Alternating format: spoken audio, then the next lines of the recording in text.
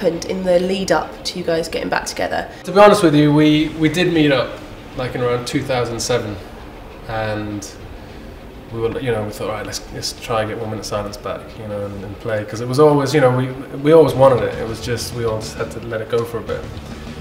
But in the meantime, we all went off, and we were finding different things. I went on to do acoustic stuff. Yap was doing more poetry and spoken word, and Glenn had this band. He was doing prog stuff. And we met up, and then we realised that we didn't get our side projects, you could say, out of our systems. So what would have happened was, we knew it was like, all right, we can't start 1 Minute Silence unless we've got this out of our systems, because I'm just going to want to push this into the band, and he's going to want to push what he's already trying to finish. So it was like, all right, finish what you wanted, what you've started, and we'll come back maybe in another year, just get that out of your system. And then we came back.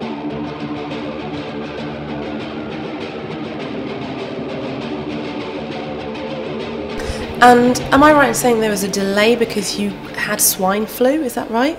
Do you know what, I still have it. Should I move back? Yeah, no, I got it on New Year's Day. It was the worst way to start my year ever. One of the questions that we were asked was, if someone hadn't heard of you before, which track would you tell them to listen to first? Probably a B-side, which I keep telling people. I Don't Want to Wear Your Grey. It's because, yeah, it's one of my favourite songs. And what is it about it that you think really represents the band? I just feel it really captured the mood of the band, and also the mood of the band where, like, the last place we got to as we were developing and we were finding a new sound. And of course, what a lot of people have been asking on the websites is, can we expect more tour dates, and when can we expect a new album? Let's just get through Sonisphere first. You know, it's a long time since we've done shows, and obviously we're going to make an album. We're in the process of writing an album now. We just, you know, we want to come out and see how people respond to the music, the new stuff, because it is going to be different. We want. Will you be playing Pink Punk as well? We won't be playing Pink Punk stuff, no. Okay. Although there is one track I'm trying to play from it. Okay. You know, I think it's great. A track called Advertising. And of course there's going to be quite a difference with Tekic coming on as well in the band. What do you think that's added to your sound? It's given us layers that we've been looking for. It's going to help us bring a lot of dynamics, and I just feel like electronics has become such a big part of music today that it's, and I listen to it a lot now, so it's, you know, I just want the extra beef, especially for Yap now. He's a 21st century preacher man. If we get his words synced up to visuals, synced up to, you know, synthetic sounds, and it's like a cinematic experience, you know.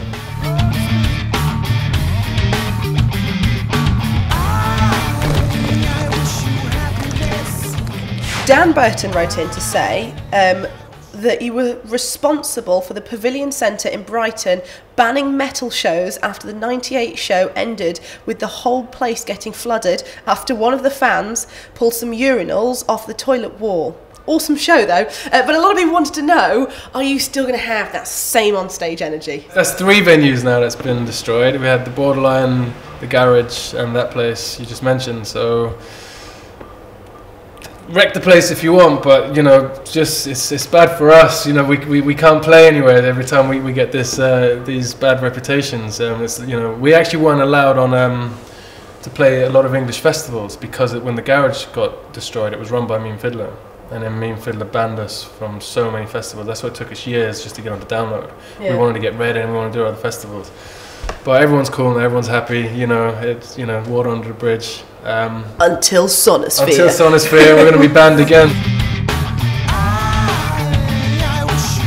Is there a band that's playing Sonisphere this year that you're like, yes, definitely, I want to be side stage for that? Yeah, well, obviously I've got a big love for Slipknot. You know, they helped shape. You know, I was 19 when I went on tour with them, so I was learning my trade as well. Do you remember anyone doing anything that really stuck in your head?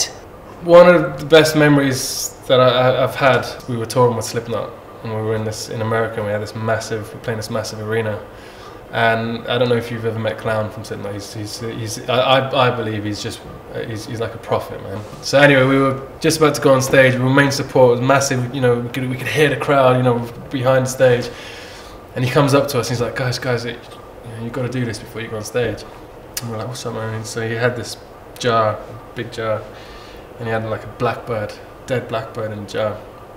And he's like, look, man, I just want you guys to smell death before you go out and experience this. You know, you've got to understand, like, you know, what's happening, and, you know, just trust me, just smell this, and you're gonna have one of the best gigs of your life.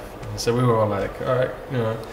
So he opened up this jar and just took this, you know, a swiff of this, and seriously, it was just like getting a punch in the face. It was just like knocked me back, and I was just, whole body kind of just felt it. Like, you know, it sunk in. Like, you know, you smell death. It's not something you do all the time. You know, it was all big enough. You know, living that dream, but then having that, and just kind of, it just puts things into perspective.